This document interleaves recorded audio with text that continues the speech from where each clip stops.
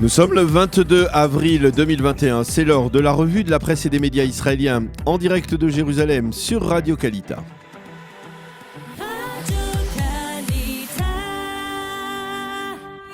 On retrouve Daniel Haïk à Jérusalem comme promis. La crise politique israélienne ce matin à la une page complexe qui s'étale au cœur des manchettes des principaux quotidiens et sites d'information israéliens, Daniel. Oui, Lana, face à face, titre ce matin le Yediot Aharonot en manchette, et ce face à face est celui entre Binyamin Netanyahou et Naftali Bennett, les deux leaders d'une droite nationaliste qui dans l'absolu devaient être partenaires, associés dans un même gouvernement de droite, mais qui se retrouvent aujourd'hui au cœur d'une immense rivalité politique. Hier, les deux hommes ont donné 2 conférences de presse en moins d'une heure. D'abord Bennett, qui a expliqué que sa priorité restait la formation d'un gouvernement de droite, mais que si Netanyahou n'y parvenait pas, eh bien, il œuvrerait ensuite à la formation d'un gouvernement d'union nationale, sous-entendu avec le soutien de Yair Lapid et de la gauche israélienne.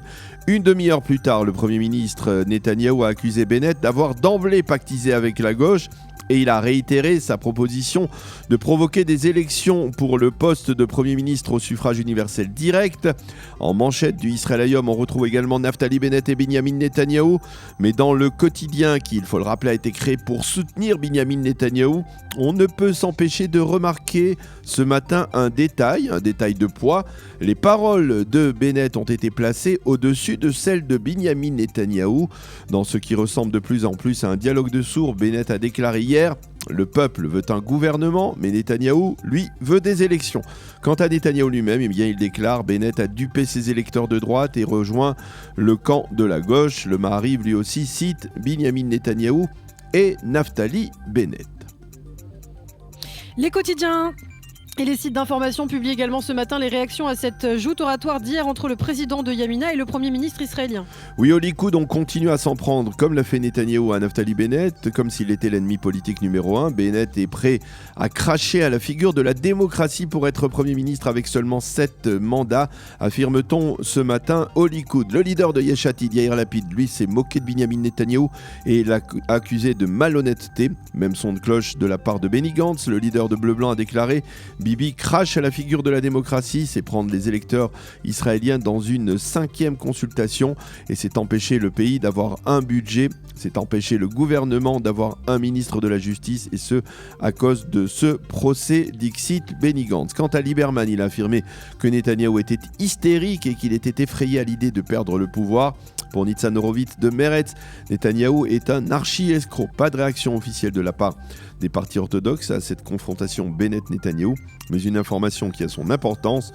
Moshe Gafni, le leader du parti orthodoxe judaïsme de la Torah, doit rencontrer Yair Lapid, l'apôtre de la ultra-laïcité en Israël. Et l'occasion de se pencher sur ce qu'écrivent les éditorialistes ce matin face à ce qui pourrait bien être un tournant majeur dans la crise politique actuelle. Oui, effectivement, Ilana, dans le Yediot Aharonot, Nahum Barney a écrit que Netanyahou accuse Bennett d'être ce qu'il est lui-même depuis longtemps, ambition personnelle et appât du pouvoir. Sima Kadmon dans le Yediot écrit que le besoin de Netanyahou de s'exprimer à la nation tout de suite après Bennett prouve son désespoir politique. Il sait que toutes les portes sont en train de se fermer devant lui, celle de Bennett, celle de Smotrich et même celle de Mansour Abbas. Quant à Nadav Eyal, il écrit ce matin, toujours dans le Yediot Aharonot, 2 hommes politiques se sont exprimés à la télévision hier soir. Un seul ressemblait vraiment à un Premier ministre, et ce n'est pas Binyamin Netanyahou. Fin de citation. Dans le Israël Hayom, Mati Tourfeld continue à croire que ce n'est pas encore fini pour Netanyahou. Son ultime bouée de sauvetage sera les transfuges d'autres formations, et d'affirmer qu'il y a en aparté un canal de discussion actuel entre le Likoud et Ayelet Shaked, la numéro 2 de Yamina. Caroline Glick, l'une des passionnariats de la presse nationaliste israélienne, écrit ce matin à Naftali Bennett en lui demandant, dans le Israël Hayom, de ne pas s'éloigner de sa voie idéologique et de soutenir le projet d'élection du Premier ministre au suffrage universel direct. Quant au Haaretz, eh bien, il revient dans son éditorial central sur la paralysie de la commission de régulation, celle qui gère l'activité de la Knesset. Et donc, la paralysie du Parlement israélien par le fidèle lieutenant de Binyamin Netanyahou, Miki Zohar.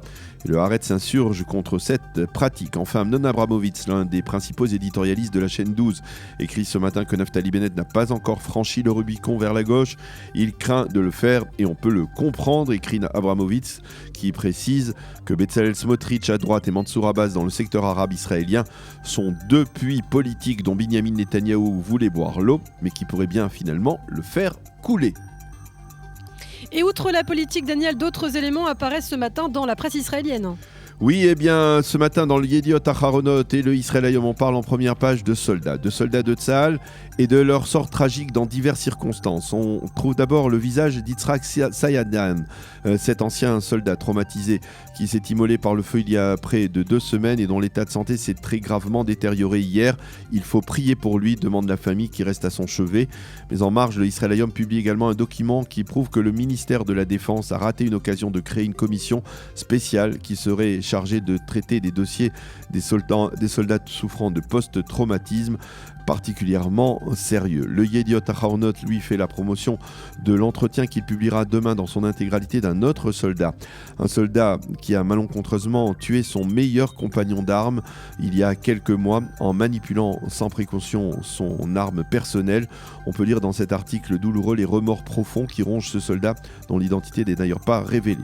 Et enfin, à nouveau en première page du Yediot Aharonot, le témoignage émouvant du caporal Tiano Benzikri, soldat boded, soldat isolé, venu du Brésil, qui a perdu en 2 mois son père et sa mère restés au Brésil, ses parents qui sont décédés du coronavirus dans ce pays.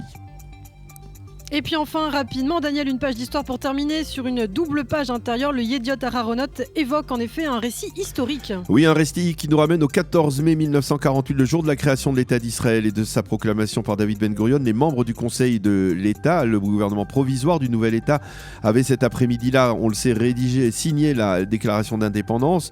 Or, il s'avère qu'ils ont signé ce document historique à l'air d'un stylo-plume en or, acheté spécialement pour l'occasion.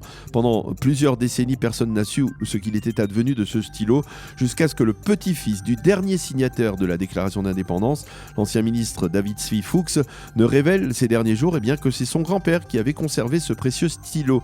Le petit-fils, Eyal Ilia, a l'intention de le vendre aux enchères, sa mise à prix $1,5 million, avis aux amateurs.